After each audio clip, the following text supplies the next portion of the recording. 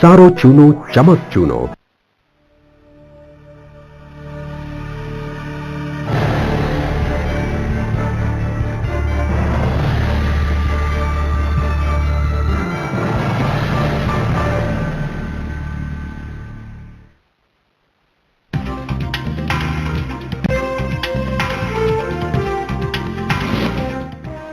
અનામતને રદ કરવાના સુપ્રીમ કોર્ટના ચુકાદા બાદ રાજ્ય સરકારનો નિર્ણય 10% ઈબીસી અનામત રાજ્યમાંથી રદ।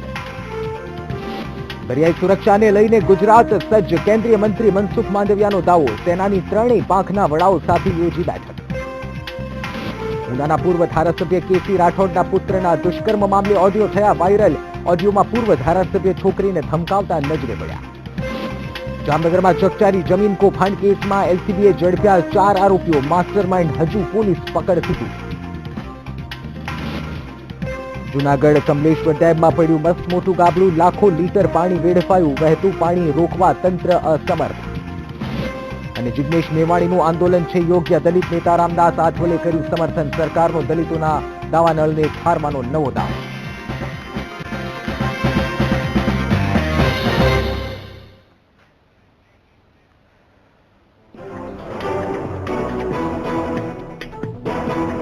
નમસ્કાર, હું નિશિત રાજ્યગુરુ। બુલેટિનની શરૂઆત મહત્વપૂર્ણ સમાચારથી। રાજ્ય સરકારે ઈબીસી રદ કરી દીધું છે। સુપ્રીમ કોર્ટના આદેશ બાદ રાજ્ય સરકારે પરિપત્ર બહાર પાડી 10% ઈબીસીને રદ કરી દીધું છે। પહેલા હાઈકોર્ટે ઈબીસીને રદ કર્યું હતું, પરંતુ રાજ્ય સરકાર સુપ્રીમ કોર્ટના શરણે ગઈ, પરંતુ સુપ્રીમ કોર્ટે પણ હવે 10% ઈબીસીને ગેરબંધારણીય ઠેરવી દીધું છે। ફોન લાઈન પર અમારી સાથે કોંગ્રેસના નેતા શંકરસિંહ વાઘેલા જોડાયા છે। શંકરસિંહ બાપુ, ખાસ ઈબીસી મામલે જે નિર્ણય આવ્યો છે તે મામલે આપની પ્રથમ પ્રતિક્રિયા જાણવા માંગીશું। સરકારે એ વખત પણ જાણી જોઈને આખા સમાજ સાથે છેતરપિંડી કરી છે। એમને નહીં, કોઈ પણ રાજકારણનો બંધારણનો જાણકાર માણસ એ જાહેર વસ્તુ છે કે 51% કરતા વધારે અનામત શબ્દનો પ્રયોગ થાય એ આપી શકાય નહીં।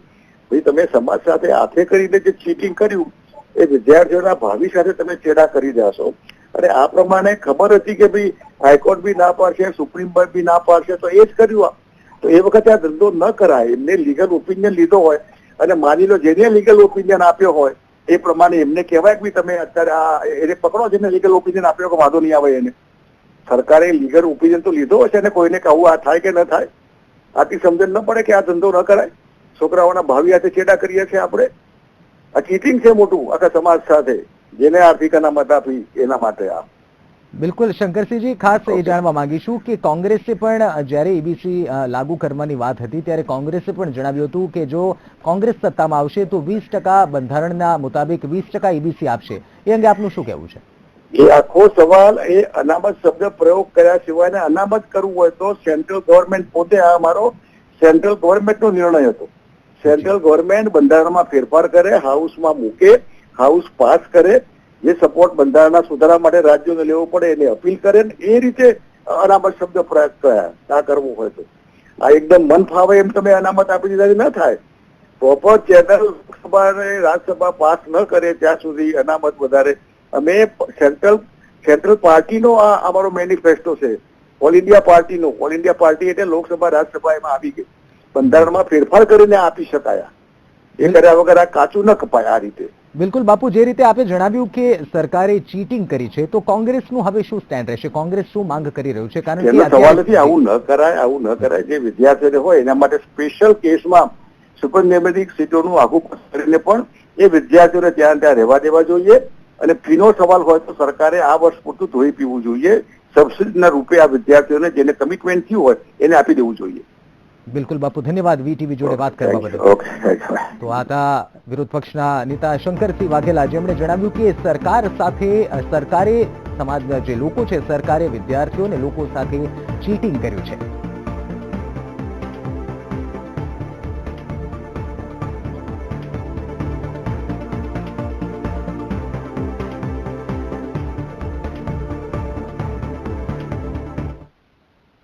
હવે વાત કરીશું સરહદ સુરક્ષા અને સતર્કતા વિશે।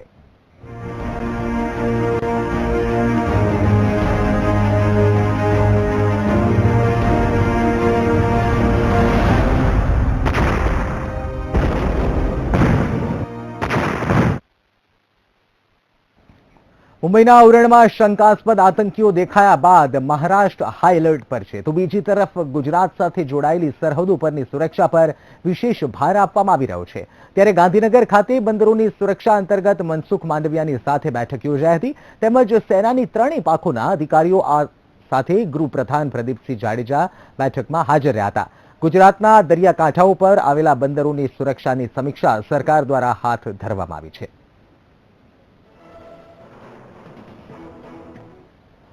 એક નેવી સાથે સાથે આઈબી સાથે મરીન સિક્યુરિટી ફોર્સિસ,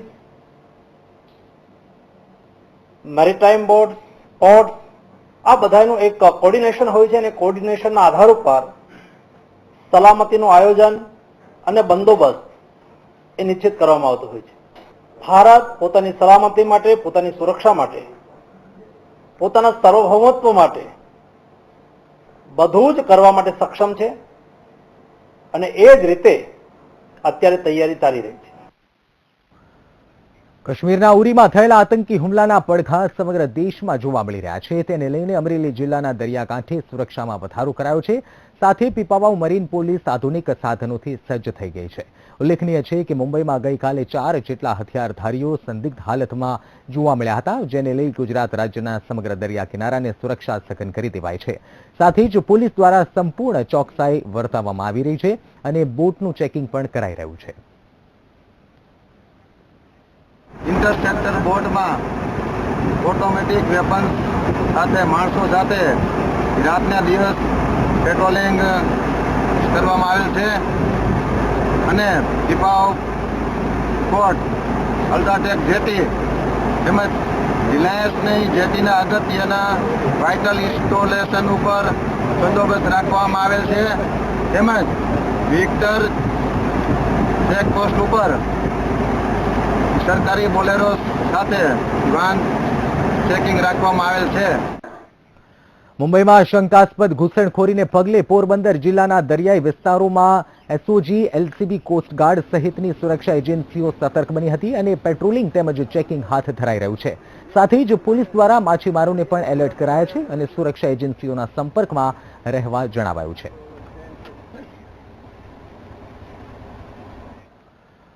ગુજરાતના પાડોશી રાજ્ય એવા મહારાષ્ટ્રના ઉરણમાં આતંકીઓએ દેખા દીધી હોવાની ઘટના બાદ ગુજરાતના દરિયાઈ વિસ્તારો સહિત રોડ માર્ગોની બોર્ડર પર સુરક્ષા વધારી દેવામાં આવી છે.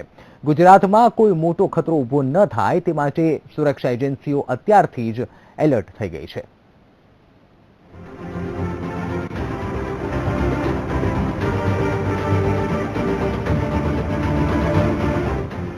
મહારાષ્ટ્રમાં વધી સુરક્ષા. રાયગઢના ઉરણમાં ઘૂસ્યા આતંકી. ગુજરાતની સરહદો પર એલર્ટ. મહારાષ્ટ્રના રાયગઢ જિલ્લાના ઉરણમાં શંકાસ્પદ આતંકવાદીઓ દેખાયા બાદ મહારાષ્ટ્ર હાઈ એલર્ટ પર છે, તો બીજી તરફ ગુજરાત સાથે જોડાયેલી સરહદો પરની સુરક્ષા પર વિશેષ ભાર આપવામાં આવી રહ્યો છે. ગાંધીનગર ખાતે બંદરોની સુરક્ષા અંતર્ગત મનસુખ માંડવિયાની સાથે બેઠક યોજાઈ અને સેનાની ત્રણેય પાંખના અધિકારીઓ સહિત ગૃહપ્રધાન પ્રદીપસિંહ જાડેજાએ બેઠકમાં સુરક્ષા વ્યવસ્થાની કરી સમીક્ષા. એક નેવી સાથે સાથે આઈબી સાથે marine security forces, maritime board, port, આ બધાનું એક કોર્ડિનેશન હોય છે અને કોર્ડિનેશનના આધાર ઉપર સલામતીનું આયોજન અને બંદોબસ્ત એ નિશ્ચિત કરવામાં આવતું હોય છે. ભારત પોતાની સલામતી માટે, પોતાની સુરક્ષા માટે, પોતાના સાર્વભૌમત્વ માટે બધું જ કરવા માટે સક્ષમ છે અને એ જ રીતે અત્યારે તૈયારી ચાલી રહી છે. આતંકી હુમલાની આશંકાને પગલે અમદાવાદ એરપોર્ટથી લઈને રેલવે સ્ટેશન અને બસ સ્ટેશનની સુરક્ષામાં વધારો કરી દેવામાં આવ્યો અને તમામ મુસાફરોની તપાસ કર્યા વગર કોઈને સ્ટેશનમાં એન્ટ્રી ન આપવાનો નિર્ણય લેવામાં આવ્યો. અમે આને લઈને અમારા પણ ઉપરથી બધા મેસેજો આવેલા છે. એ રીતે દરેક પ્લેટફોર્મ ઉપર તેમજ મારા અંદર ઘૂસવાના રસ્તા ઉપર બંદૂકધારી પોલીસ તેમજ ચેકિંગ માર્કે HMMDથી ચેકિંગ કરવામાં આવે છે.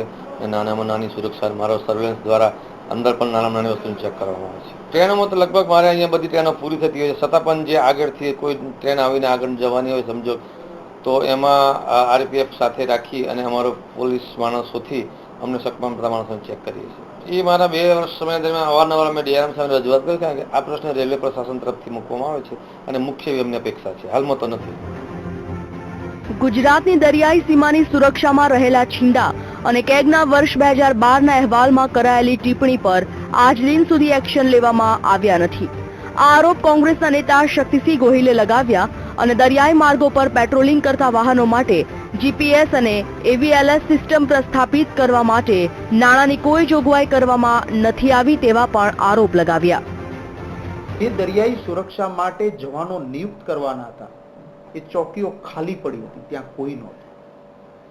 જે દરિયાઈ સુરક્ષા માટેની બોટો જવી જોઈએ એના માટે ડેડિકેટેડ જેટીસ, એટલે કે એ જેટી ઉપર બીજું કોઈ ન હોય, જેથી દરિયાઈ સુરક્ષામાં જતી બોટ છે ક્યારે ગઈ ને ક્યારે આવી કોઈને ખબર ન પડે એમ હોવી જોઈએ. એમ છતાં પોરબંદર, વેરાવળ જેવી જગ્યાએ જે માછીમારોની બોટ હોય એની સાથે એ જ જેટી ઉપરથી દરિયાઈ સુરક્ષાની બોટ છે. હાલ તો એક તરફ સુરક્ષા એજન્સીઓ સતર્ક બની છે, તો બીજી બાજુ આતંકવાદીઓ કોઈ અનિચ્છનીય ઘટનાને અંજામ ન આપે તે માટે સુરક્ષા જવાનો ખડે પગે છે. સાથે સુરક્ષા એજન્સીઓ પણ કોઈ કસર બાકી રાખવા નથી માંગતી. પરંતુ અહીં મોટો સવાલ એ છે કે સુરક્ષા કર્મચારીઓની આંખમાં ધૂળ નાખીને આખરે આતંકવાદીઓ કેવી રીતે કરી નાખે છે ઘૂસણખોરી. Bureau report, VTV news.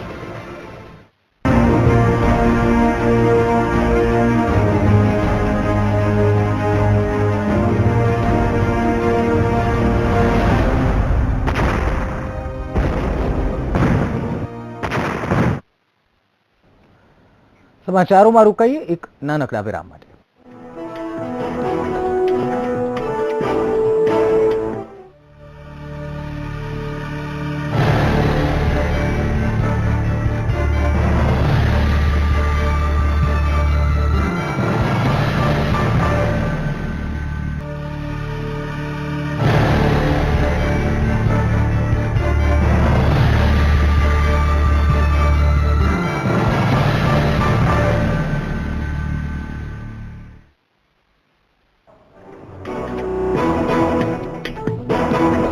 Welcome back. શિક્ષણ ક્ષેત્રે સંકળાયેલા વિદ્યા સહાયકો માટે સીએમ વિજય રૂપાણીએ મહત્વની જાહેરાત કરી છે. વિદ્યા સહાયકો તરીકે કામ કરતા ફિક્સ પગારદારોને હવે કાયમી કરાશે તેવો આદેશ સીએમ વિજય રૂપાણીએ કર્યો છે.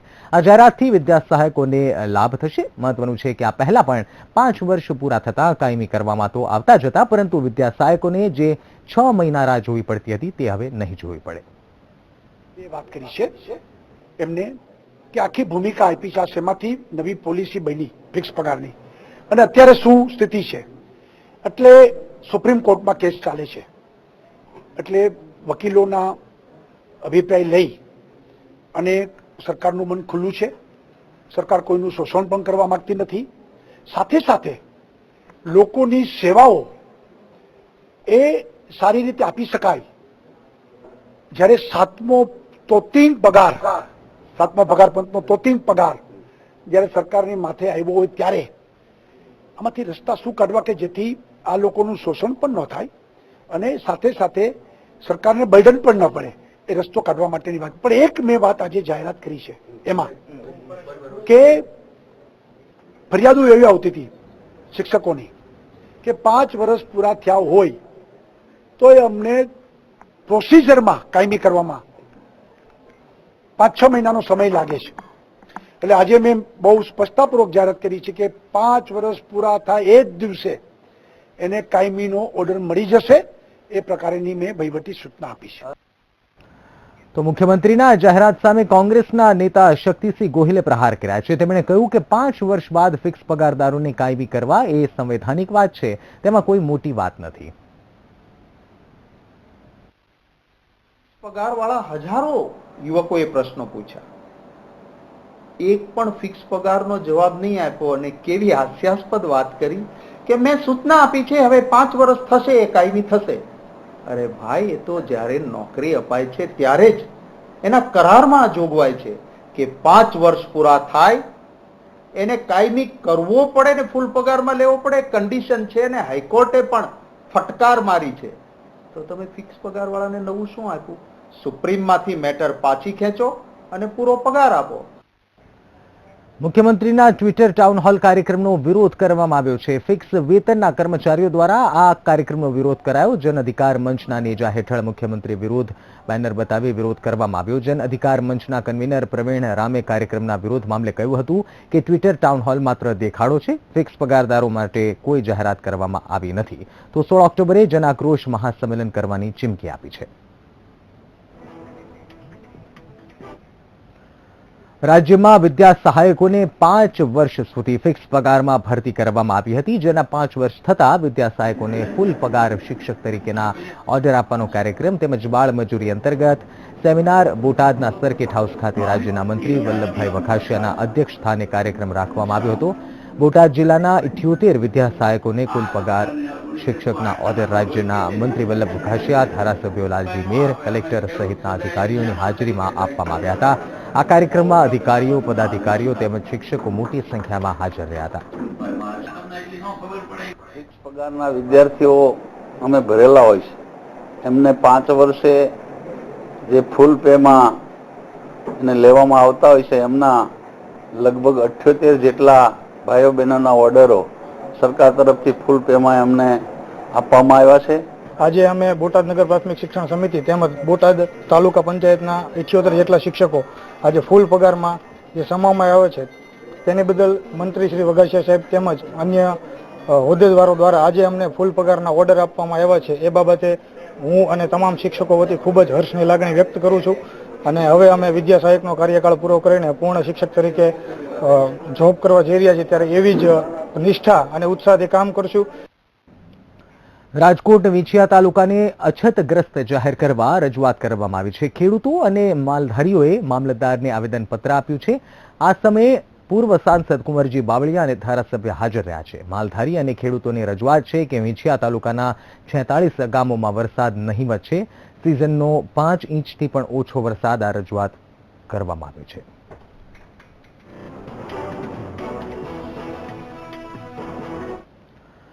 આવનારા દિવસોમાં ગુજરાતમાં વિધાનસભાની પહેલા જ સુરેશ મહેતા રાજકારણમાં સક્રિય થયા હોય તેમ આજે અચાનક કાર્યકરો બેઠક બોલાવી હતી. ઉલ્લેખનીય છે કે ગુજરાત પૂર્વ મુખ્યમંત્રી સુરેશ મહેતાએ ભુજના ઉમેદ ભવન ખાતે પોતાના સમર્થકો અને નાના પક્ષના કાર્યકરો સાથે બંધ બારણે બેઠક યોજી હતી. કચ્છના સળગતા પ્રશ્ન અંગે ચર્ચા કરી રણનીતિ ઘડવામાં આવી હતી. મહત્વનું છે કે તાજેતરમાં વડાપ્રધાનના હસ્તે લોકાર્પણ કરવામાં આવેલા સૌની યોજનામાં કચ્છ જિલ્લા સમાવેશ નહીં કરતા કચ્છ જિલ્લાને રાજ્ય સરકારે અન્યાય કર્યો હોવાનો સૂર વ્યક્ત કર્યો હતો. જ્યારે 1 મિલિયન એકર ફીટ પાણી ફાળવાયેલું પડ્યું છે, એનું આયોજનનું પણ ઠેકાણું ન હોય, પ્લાનિંગ પણ ન હોય, જે અધિકાર છે રેગ્યુલર પાણીનું પણ વાત આગળ ન વધતી હોય, ત્યારે આ દિશામાં અવારનવાર મિત્રોનો પણ આગ્રહ હતો કે બેસીએ બધા, અને એ સંદર્ભમાં અમે આજે બધા બેઠા હતા. જૂનાગઢ જિલ્લાના ગીર જંગલમાં આવેલા અને સિંહો તેમજ અન્ય વન્ય પશુઓ માટે જીવાદોરી સમાન કમલેશ્વર ડેમમાં ગાબડું પડ્યું હોવાની ઘટના સામે આવી છે. ડેમમાં ગાબડું પડતા લાખો લીટર પાણી વેડફાયું હોવાનું તંત્ર દ્વારા જણાવવામાં આવ્યું છે. આ ડેમ કુદરતી રીતે મોટી અને પથ્થરોનો બનેલો છે. જોકે ડેમ ઓવરફ્લો થાય ત્યારે પાણી છોડવા માટે ડેમની તળિયે એક પાઇપલાઇન બનાવવામાં આવી છે, જેના કારણે ડેમની તળિયે આવેલા પાઇપલાઇનનો વાલ્વ તૂટી જતા પાણી વહી રહ્યું છે. જાણ તંત્રને કરતા અધિકારીઓ ઘટના સ્થળે પહોંચ્યા હતા અને કાર્યવાહી હાથ ધરી હતી.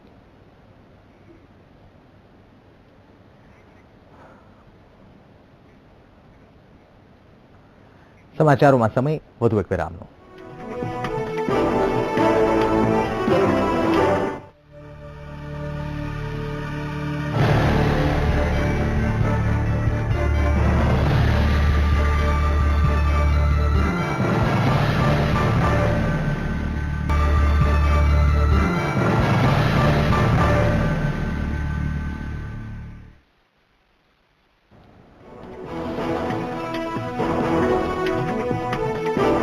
Welcome back. ઝાલાવાડમાં અનેક ઐતિહાસિક ઇમારતો અને સ્મારકો આવેલા છે, ત્યારે વઢવાણ શહેરની મધ્યમાં આવેલા રજવાડા વખતનો હવા મહેલ અધૂરા બાંધકામ બાદ આજે શોભાના ગાંઠિયા સમાન બની ગયો છે અને રાજ્યના પુરાતન વિભાગ દ્વારા રક્ષિત સ્મારકમાં સમાવેશ કરવાની પ્રજાજનોની માંગ ઉઠી છે. ઐતિહાસિક નગરમ વિસરાતો વારસો. વઢવાણની ઓળખ છે હવા મહેલ. હવા મહેલની બિસ્માર હાલત. વઢવાણ ઐતિહાસિક નગર તરીકે જાણીતું છે, તેમજ વઢવાણના સ્મારકો પોતાની આગવી ઓળખ ધરાવે છે, ત્યારે હવા મહેલની હાલત હાલ બિસ્માર થઈ ગઈ છે. આશરે ઈસવીસન 1810માં વઢવાણના રાજા દાજી રાજા સિંહે હવા મહેલ બનાવ્યો હોવાનું મનાય છે. જ્યારે ઇંગ્લેન્ડની રાણી વિક્ટોરિયાએ વઢવાણના દાજી રાજા સિંહને નિમંત્રણ આપી ત્યાં બોલાવ્યા હતા. તે સમયે રાણીએ આ હવા મહેલનો મોમેન્ટો અને નકશો આપ્યો હતો અને ત્યારબાદ દાજી રાજા સિંહે વઢવાણ ખાતે હવા મહેલને બનાવવાનું કામ શરૂ કર્યું હતું, પરંતુ દાજી રાજા સિંહનું અકાળે અવસાન થતા હવા મહેલનું કામ અટકી ગયું. હવા મહેલ છે એની પાછળ સરસ મજાનો બગીચો આવેલો છે, આજુબાજુ રહીશો પણ સરસ રહે છે, બાજુમાં સોસાયટી પણ સરસ છે. તો આ વિસ્તારમાં જો સારી વસ્તુ મળે અને પર્યટન માણસો અહીંયા આવે તો આ ખૂબ ઉપયોગી થાય એવી વસ્તુ છે. મહેલની અંદર અને આસપાસ ગંદકીના ઢગલા. અસામાજિક તત્વોનો બની રહ્યો છે અડ્ડો. છેલ્લા ઘણા વર્ષોથી હવા મહેલ જે તે હાલતમાં શોભાના ગાંઠિયા સમાન બની ગયું છે અને દિવસો જતા મહેલની હાલત વધુ બિસ્માર અને જર્જરિત થઈ રહી છે. જ્યારે હવા મહેલમાં હાલ ઠેર ઠેર ગંદકીના ઢગલા જોવા મળે છે અને અસામાજિક તત્વો દ્વારા હવા મહેલની અંદર દારૂ જુગાર જેવી પ્રવૃત્તિઓ પણ ચલાવવામાં આવી રહી છે. આ અંગે સ્થાનિક રહીશોએ અનેક વખત ધારાસભ્ય સહિત ઉચ્ચ કક્ષાએ રજૂઆતો કરવા છતાં હવા મહેલની હાલત યથાવત જ રહી છે. હવા મહેલ જે છે તે બદતર હાલતમાં છે. જ્યારે બહેનો એ જ સ્થિતિની અંદર હવા મહેલ છે. માત્ર ને માત્ર હવા મહેલની અંદર અત્યારે દારૂ જુગારની બધી વિકસવા પામી છે.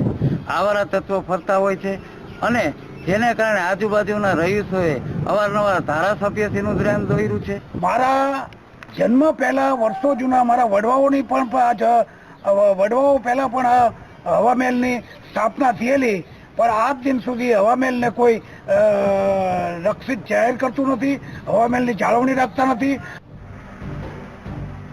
યોગ્ય કાળજી થાય તો હવા મહેલને મળે નવી ઓળખ. ઉદયપુરના મહેલ જેવી જ વિશાળ જગ્યા હવા મહેલની છે, તેમજ આસપાસ રમણીય વાતાવરણ, તળાવ તેમજ બગીચો પણ આવેલો છે. આથી સરકાર દ્વારા હવા મહેલને રક્ષિત સ્મારક જાહેર કરવામાં આવે તો વઢવાણ ખાતે જ ઉદયપુર, જયપુર જેવું પર્યટક સ્થળ બની શકે તેમ છે. વિરીન ડાંગરેશા, વીટીવી ન્યૂઝ, સુરેન્દ્રનગર.